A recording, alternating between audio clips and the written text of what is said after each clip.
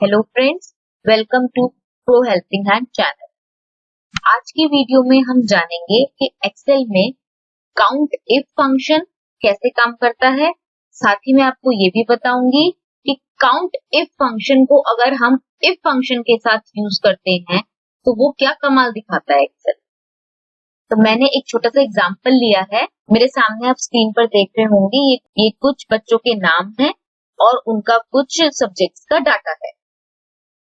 Science के, maths के, English और सोशल साइंस के उनके मार्क्स हैं। तो अब हम सबसे पहले जानेंगे काउंटिव फंक्शन हमारा यूज क्या करता है। तो काउंटिव फंक्शन यूज करने के लिए सबसे पहले मैं जाऊंगी फॉर्मूलाज में, मोर फंक्शंस में, स्टैटिस्टिकल फंक्शंस में। आप देखोगे यहाँ पे काउंटिव फंक्शन का ऑप्शन आ रहा है। जब मैं अपना कर्सर इस फंक्शन पे लेकर गई तो एक्सेल ने मुझे ये भी बता दिया काउंटिव फंक्शन क्या काम करता है। It count the number of cells within a range that meet the given condition.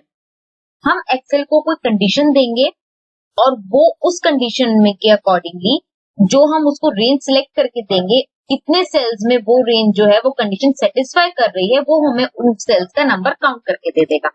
जैसे कि अगर मैं एक्सेल को ये कंडीशन दूं कि ये हैरी के मार्क्स हैं 4 सब्जेक्ट्स के, इसमें से वो मुझे ये बताए इसमें से कितने सब्जेक्ट में हैरी के मार्क्स 35 से ज्यादा हैं।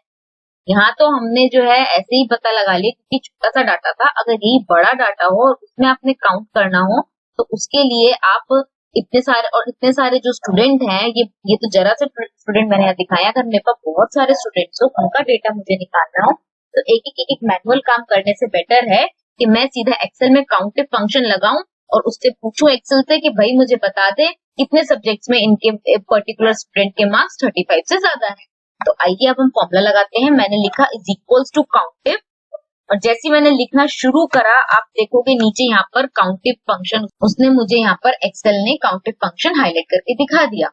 मैं इसको डबल क्लिक करा, सिलेक्ट किया और अब मैंने यहाँ पर जाकर एफएक्स से इंसर्ट फंक्शन किया तो मेरा फंक्शन आर्ग्यूमेंट जो है वो ओपन हो गया। अब वो सबसे पहले क्या पूछ रहा है काउंटिव फंक्शन में, उसको क्या चीज चाहिए, रेंज जिसमें से वो काउंट करेगा। तो मैंने उसको यहाँ से रेंज दे दी B3 से E3। इसी में मेरे डेटा है तो मैंने उसको रेंज दे दी B3 से A3। अब उसने पूछा आपको क्राइटेरिया क्या चाहिए, तो क्राइटेरिया मैंने दे दिया भाई मुझे बता दे कितने सेल्स में या कितने सब्जेक्ट्स में हैरी के मार्क्स जो हैं ग्रेटर देन या इक्वल्स टू 35 है, और मैंने उसे ओके कर दिया। तो उसने बता दिया 4, मतलब चारों के चारों सब्जेक्ट्स में जो है उसके मार्क्स मोर देन 35 है। चलो इसके तो मोर देन 35 थे। अब इसी फॉर्मूला को मैं नीचे ड्रैग कर लेती हूँ बाकी स्टूडेंट्स का सब्जेक्ट निकालने के लिए कि कितने सब्जेक्ट्स में उनके मोर देन 35 मार्क्स हैं। तो ये देखिए नेक्स्ट स्टूडेंट का उसने बता दिया इसके सिर्फ 2 सब्जेक्ट्स में मोर देन 35 है। ये देखिए साइंस में तो 67 है लेकिन मैथ्स में 29 है, देन इंग्लिश में 41 है तो सोशल साइंस में 22 है। तो ओवरऑल उसके ओनली 2 सब्जेक्ट्स में मोर देन 35 मार्क्स हैं। थर्ड पे आई मैं तो यहाँ पर उसके 3 सब्जेक्ट्स में मोर देन 35 मार्क्स हैं। फोर्थ स्टूडेंट पर आई तो इसके तो सारे मार्क्स ही लेस देन 35 है भाई। तो इस तरह से उसने मुझे निकाल के बता दिया कि किसके स्टूडेंट्स के कितने सब्जेक्ट्स में मोर देन 35 मार्क्स हैं।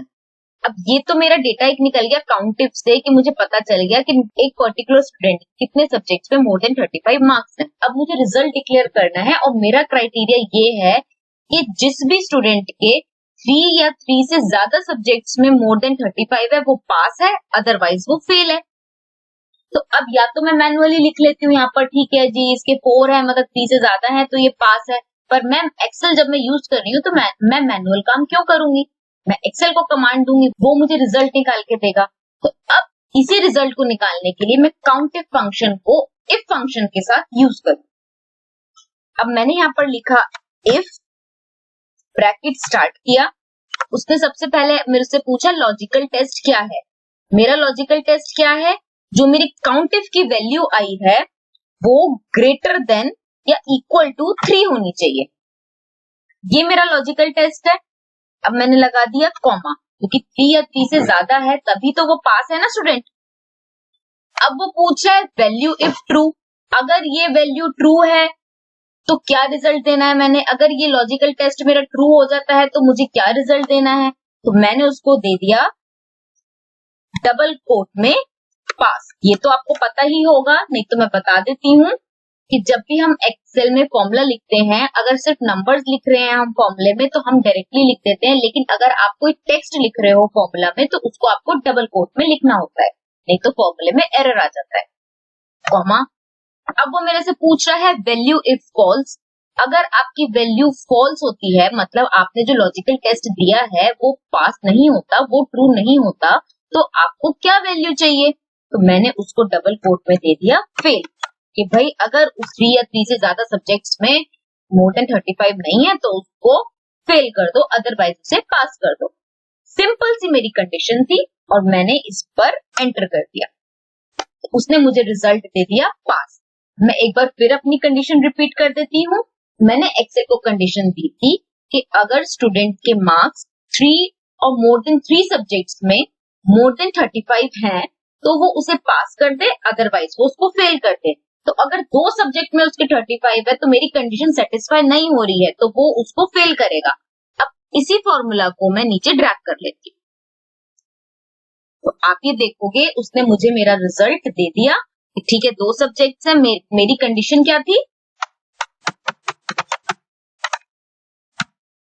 मोर देन इक्वल्स टू 3 होना चाहिए सब्जेक्ट, यही कंडीशन थी ना मेरी पास के लिए। कंडीशन फॉर पास क्या थी मेरी? यहाँ पे मैंने और क्लियर लिख दिया, more than equals to 3 subjects अगर होंगे तो स्टूडेंट पास है, अदरवाइज फेल है।